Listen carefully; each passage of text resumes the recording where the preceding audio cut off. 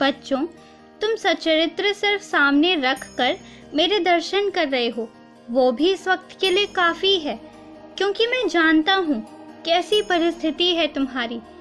बस यही कहना चाहता हूँ कि तुमने मुझ पर विश्वास किया है, श्रद्धा और सबूरी रखी है।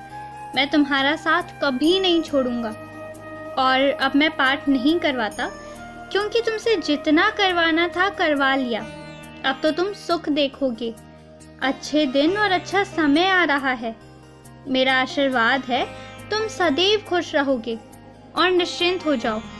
देखो क्या होता है, इंतज़ार करो। खुशियाँ आ रही हैं तुम्हारे दरवाजे पर। और किसी फकीर को खाली हाथ कभी मत लौटाना, क्योंकि कहीं ऐसा ना हो उस फकीर के रूप में मैं आ जाऊं और तुम मुझे ही खाली हाथ लौटा दो। और ऐसा है ना कि अगर सिर्फ तुम खुद को चार दीवारियों में कैद कर लोगे ना, तो मन में अच्छे के बाद बुरे विचार भी आने शुरू हो जाएंगे। तुम एक इंसान हो, बाहर निकलो, अपने आप को कैद मत रखो। जब मैंने तुम्हें आज़ादी दी है, खुली छूट दी है, तो तुमने खुद को क्यों बांध रखा है? तुमने तो बहुत आराधना की है ना ईश्वर की, अलग अलग रूप में। कभी राम जी की, कभी हनुमान जी की, कभी शिव जी की, कभी कृष्ण जी की, तो कभी देवी भगवती की। तो तुम्हें वो छोड़ कैसे देंगे? तुम्हें अपने हाथों से गलत करना ही नहीं पड़ेगा। खुद देवी भगवती प्रकट होंगी और पाप का विनाश करेंगी।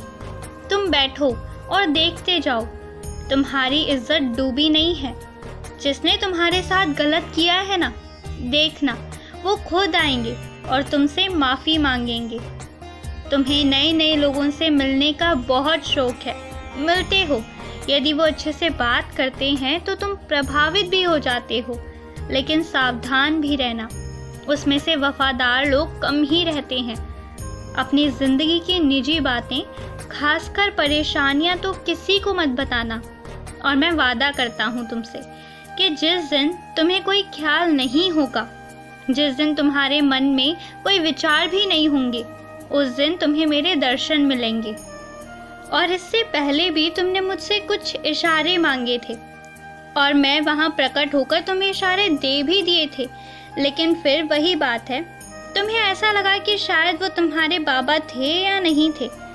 पर ये ना किंतु परंतु, शायद, उफ, ये सब मेरे लिए मत प्रयोग करो।